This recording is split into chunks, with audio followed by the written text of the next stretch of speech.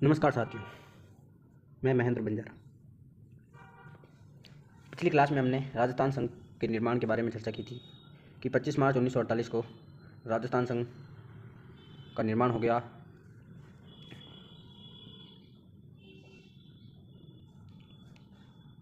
इस निर्माण में एक कैबिनेट विलय पत्र था, उस पर हस्ताक्षर किए गए सभी रियासतों ने, जिसमें कोटा, बूंदी, झालावाड़, टोंक, डूंगरपुर, बांसवाड़ा, प्रतापगढ़, किशनगढ़ और शाहपुरा रियासतें शामिल थी, जिन्होंने मिलकर राजस्थान संघ का निर्माण किया।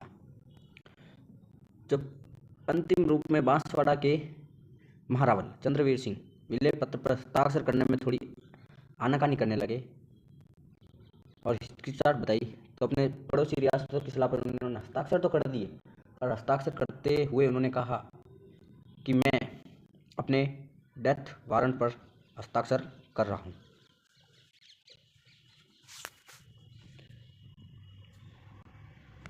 पच्चीस मार्च 1948 को भारत सरकार के मंत्री एन.वी. गौडगिल ने कोटा में राजस्थान संघ के उद्घाटन की रस्म अदा की।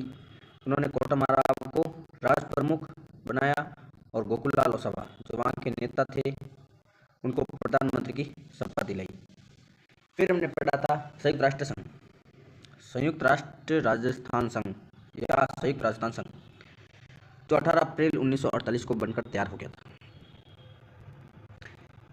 इसमें मुख्य भूमिका निभाई उदयपुर के महारावल ने, क्योंकि जब उदयपुर उसके साथ जुड़ना चाहता था, तब उन्होंने अपनी शर्तें जो केंद्र में भेजी। तो केंद्र में उन्होंने कहा कि हमें 20 लाख रुपए वार्षिक प्रवेश चाहिए।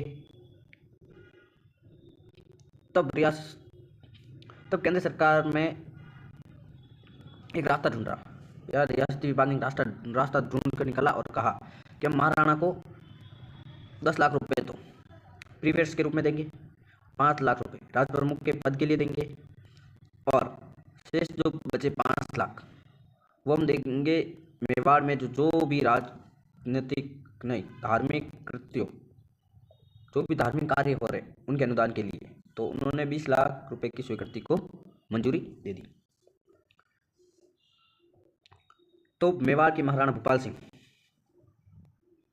ने 18 अप्रैल 1948 को कोटा मेवाड़ के महाराणा,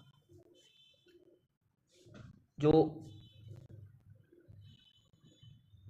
अंतिम रूप से महाराज प्रमुख बनाए गए और उन्हें आजीवन महाराज प्रमुख नियुक्त किया गया।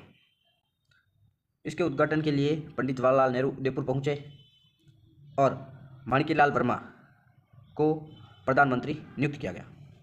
ये हमने पिछली क्लास में पढ़ लिया था। आज हम पढ़ेंगे वर्त राजस्थान का निर्माण।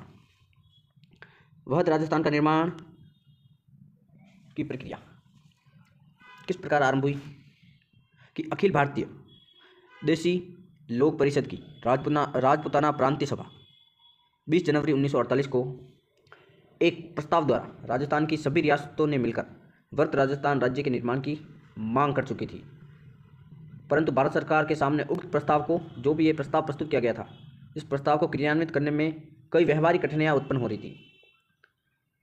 प्रदेश में जोधपुर, जयपुर, बीकानेर जैसी रियासतें थी, जो भारत सरकार द्वारा निर्धारित जो मापदंड थे उनके अनुसार पृथक अस्तित्व रखना चाहती थी।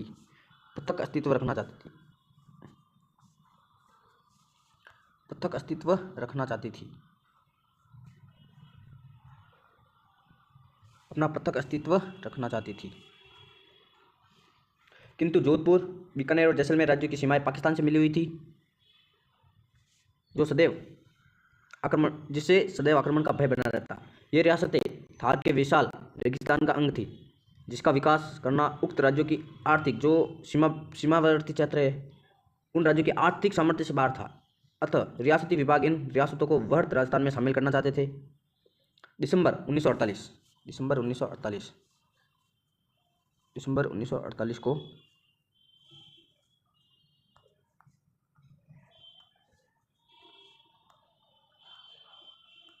दिसंबर 1948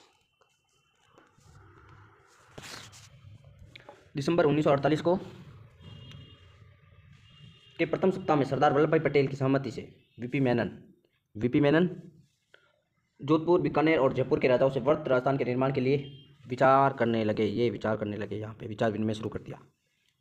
शासक अपनी रियासतों को पृथक इकाई के रूप में, और ये तीनों शासक चाहते थे कि हमारी जो इकाइयाँ है, जो प्रांत है, वो स्वतंत्र और रहे। अंत में कई बैठकें हुई इन सबको मिलाने के लिए। मेनन सभी राजाओं को, चारों प्रांतों के राजाओं को विलय के लिए मनाने में सफल हो गए। जैसे जैसलमेर में सफल हुए। जैसे जैसलमेर का शासन प्रबंधन पहले से ही भारत सरकार के हाथ में था। 14 जनवरी 1950 को सरदार वल्लभ भाई पटेल ने उदयपुर में एक विशाल सार्वजनिक सभा में घोषणा की कि जयपुर, जोधपुर और बीकानेर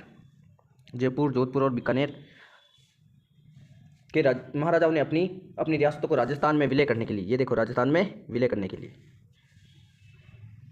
स्वीकार कर लिया है। सरदार पटेल की इस ऐतिहासिक घोषणा की उपस्थिति जन समुदाय ने करतल ध्वनि से स्वागत किया। इसके पश्चात इस योजना पर विचार करने हेतु 3 फरवरी 1949 को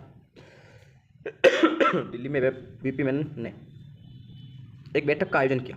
इस बैठक में निर्णय लिया गया कि जयपुर के महाराजा सवाई जय सिंह को जीवन पर्यंत आजीवन के लिए राज प्रमुख बनाया जाएगा। उदयपुर के प्राचीन राजवंश की मान मर्यादा को ध्यान में रखते हुए महाराजा भूपाल सिंह को महाराज प्रमुख का सम्माननीय पद दिया जाएगा।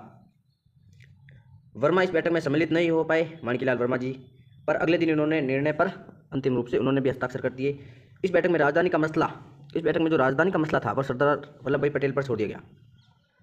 सरदार पटेल ने राजधानी के चुनाव के लिए विशेषज्ञ की एक समिति बनाई। इस समिति का नाम क्या था, ये पूछा जाता है, वीपी सत्यनारायण राव समिति।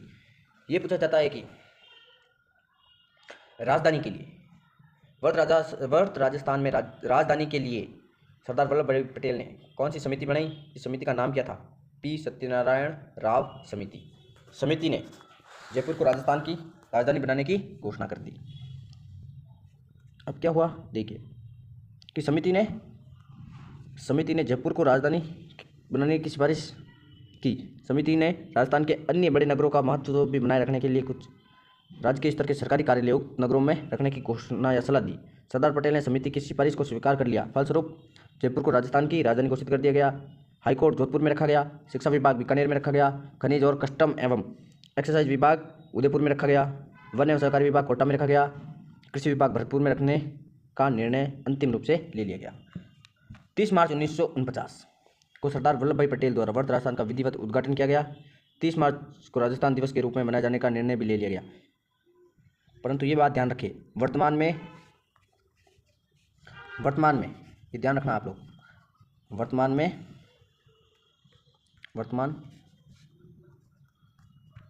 समय में राजस्थान दिवस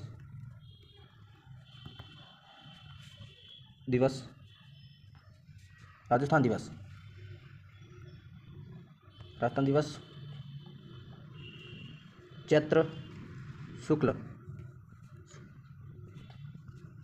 प्रतिपदा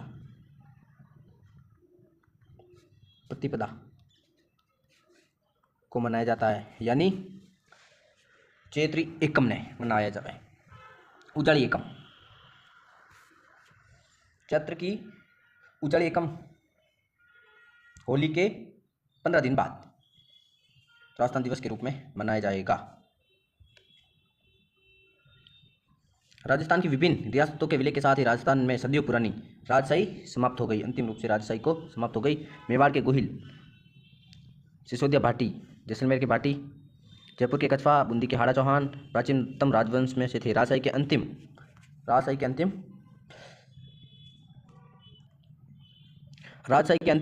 चिन्ह के रूप में अब केवल राज प्रमुख पद, नवसर्जित पद रह गया है। ये पद संयुक्त राजस्थान और मध्य संघ में प्रांतों के राज्यपाल यानी गवर्नर के समकक्ष है। यह एक ऐसी रक्तहीन क्रांति थी जिसका उदाहरण संसार के इतिहास में ढूंढने पर भी नहीं मिलेगा। तो राजस्थान संघ का निर्माण पूरा हुआ, वर्त राजस्थान का निर्माण पूरा हुआ और 30 मार्च के रूप में हम राजस्थान दिवस मनाया जाता है, जिसमें 4 बड़ी रियासतें जो भारत पाकिस्तान की सीमा से लगते हुए, उनमें जैसलमेर, जोधपुर, बीकानेर और जयपुर, ये 4 बड़ी रियासतें, जिसमें जयपुर पाकिस्तान की सीमा के साथ